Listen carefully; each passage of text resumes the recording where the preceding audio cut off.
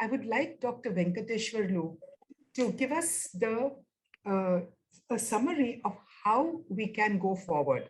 I think we all know Dr. Venkateshwarlu very well. He is very well known in the agriculture sector here in the ICR in India, and has been the Vice-Chancellor of the Parbhani University. And he has been ranked as one of the 30 top ranking scientists in India from the agronomy and plant science sector. And he's working very intensively in the rural sector. So Dr. Venkateshwarlu is the very right person who can give us, guidance on how we can go forward. Dr. Venkateshwarlu, I hand it to you.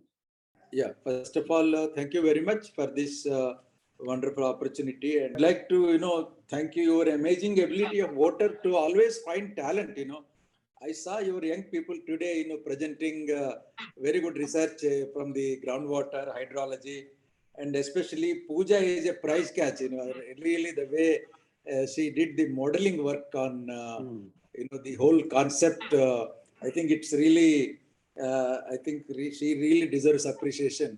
Of course, whether we can apply it or not, but it's wonderful work. I wanted to say before I say anything on this. The first and foremost is there have been a lot of questions in the chat box about that we wrongly calling as. So there is no doubt at all that what we are actually talking today is not a farm pond, because farm pond, even 1960s, 70s, 80s, 90s, we had this as a part of the watershed program. So in the watershed program, one of the components is, of course, in situ water conservation, and second component is harvesting surplus runoff and storing in a dugout pond. This is there in 1980 onwards. It's not something new. So only problem is down the line in the 2000 after, with the entry of high-tech horticulture and high-value crops, export orientation and all, then this whole farm pond got into a misnomer, and especially in one or two watersheds, where they harvested rainwater, and then slowly they started recharging groundwater, bore well, and then introducing horticulture like grapes and banana, etc. Then the whole thing got into a wrong direction. And unfortunately, Maharashtra, this subject has been so sensitive. When I was a Vice-Chancellor also, I used to attend many meetings in the Secretariat. And there used to be always pressure from all the MLAs, from all the corporators to the ministers. Sir, हमारे गांव में शेत तल अभी आपने 5 ही दिया, आप 10 दीजिए, 10 sanction करो.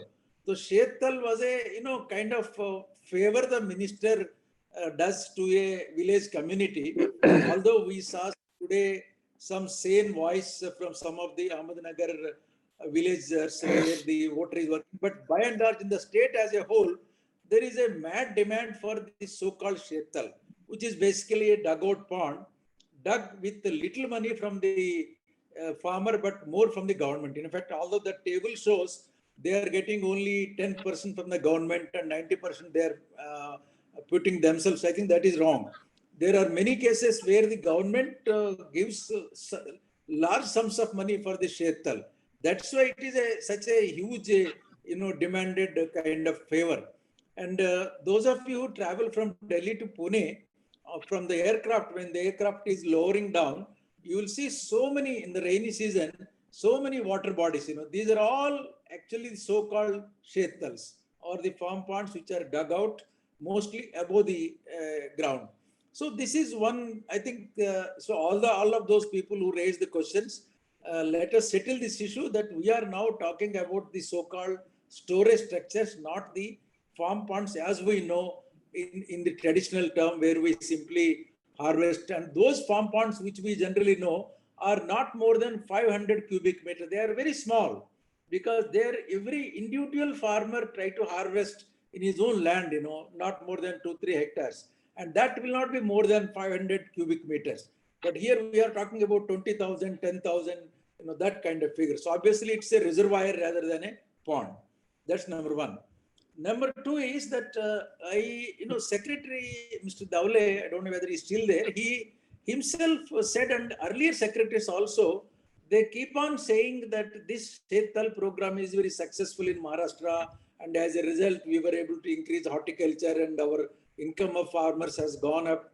It's not that first time water is raised in issue. Some 6-7 years ago, myself and Crispin, we were sitting in the secretariat with with Mr. earlier Chief Minister Devendra Fadnavis, and there was a discussion when the Pokhara was being formulated. And that time itself, we raised this voice. But somehow, the lobby is so strong that the rich farmer's voice is always heard, and the farmer who loses, who doesn't have a wherewithal to go for a borewell, his voice is not often heard. So therefore, it is a very sensitive and challenging issue of equity. It's not that simple as we just hold one brainstorming and take a proceedings and the ministry will agree. As Joy said, for 10 years they have been discussing on the policy, and this is the same story in all other states. In every state, Andhra has come out with the Water and Land Act, WALTA. But down the line, they had not at all able to succeed in implementation.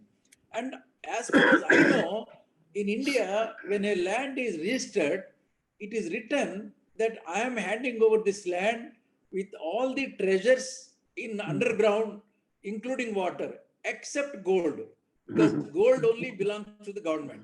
Therefore, in our registration system itself, there is a wrong concept that the water belongs to the person who owns the land. So now I think we have to tackle at that point, not just saying that it's a community resource, saying is okay, but then legally, they have a right. That's the whole issue. That's at least in 2-3 states where I am familiar. I don't know all over India what is the language of land registration and the rights of purchasers' rights. This is one thing. Second thing is, Marcella said this is not just a problem of Maharashtra. It's a problem of entire country. But Marcella, the magnitude is very serious in Maharashtra. I tell you, even in Gujarat, this is not so so rampant. In Andhra, it is very rampant. In Rayalaseema region, Karnataka to some extent, but even in Gujarat, Madhya Pradesh, Uttar Pradesh, it's not at all rampant. And in eastern states like Jharkhand, Chhattisgarh, Odisha, there also we have, but they are called dabris or they are called OFRs, on-farm reservoirs, where they 100% store only rainwater, only for a supplemental irrigation during Kharif crop, and sometimes for a rabi vegetables, but they never use for pumping groundwater. So therefore, your focus on Maharashtra is fully out to have Maharashtra as the focal point, and this is where we have to change the policy or mindset of the rulers, whatever it is. And but one setback for us in our campaign is that in the last 3-4 years, we have been receiving very heavy rainfall in the central India.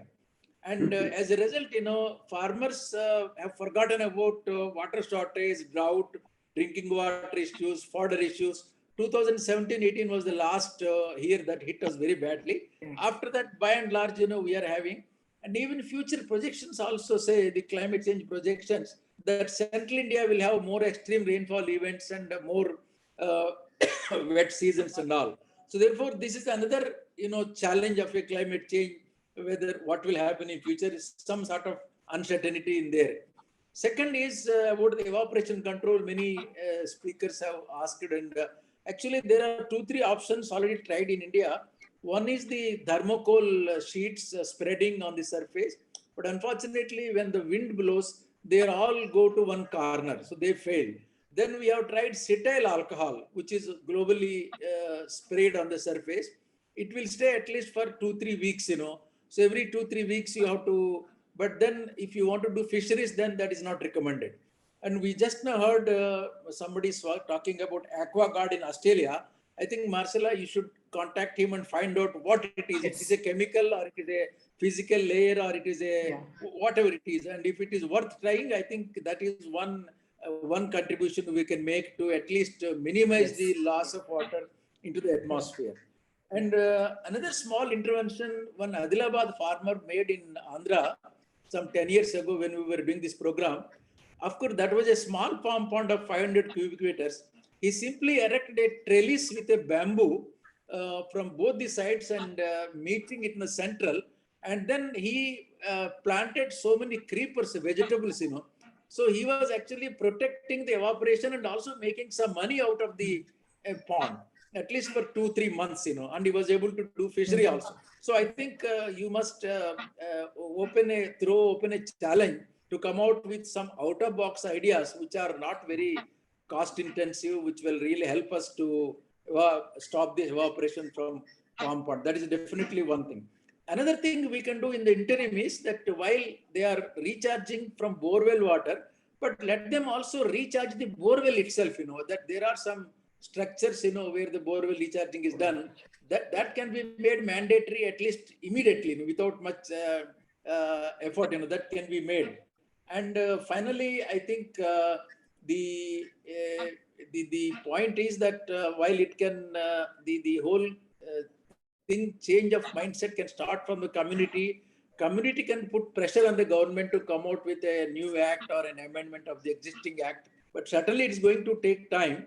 But in the meanwhile, Puja's alternative of that Kharif, Rabi, Hangama, and planning the crop season based on the water available in the previous Kharif season, I think that really appealed to me. If she can take it to the government during Kharif Hangama, she can make a presentation, Rabi Hangama, and at least some beginning can be made to use the water rationally, some sort of crop budgeting, some sort of crop planning, water budgeting at the village level. I think that you say 100 villages become successful by water budgeting, then the government will be forced to think on this, now, because we have a scattered examples, one water example, one here and there, Anna Hazare. But then I think if it can become a mass big movement, and many villages keep on going in this route, that we can budget our water in our village, we can avoid digging bore wells, we can still get good profitable crops, we can still get enough drinking water for a village. If that can be proved in across, say, 4 or 5 districts, across, say, 100 villages, I think then the government will be forced to listen to us, sit with us, and then they will definitely do whatever that is required, either in terms of legal or technical or financial interventions. So I think with these remarks, I would once again, congratulate you for this wonderful and intellectual sort of discussion. This is a very sensitive, you require a lot of courage, to undertake this kind of discussions, which generally go against the, general perception of the people, because generally the government thinks it is a good scheme and we are helping our farmers. But reality, we saw your young people presenting so nicely that at least after 3-4 years, it is going to hit everybody, including the farmers who have the groundwater. So with these remarks, thank you for this opportunity, and also to everybody for their excellent presentations. Thank you very much once again.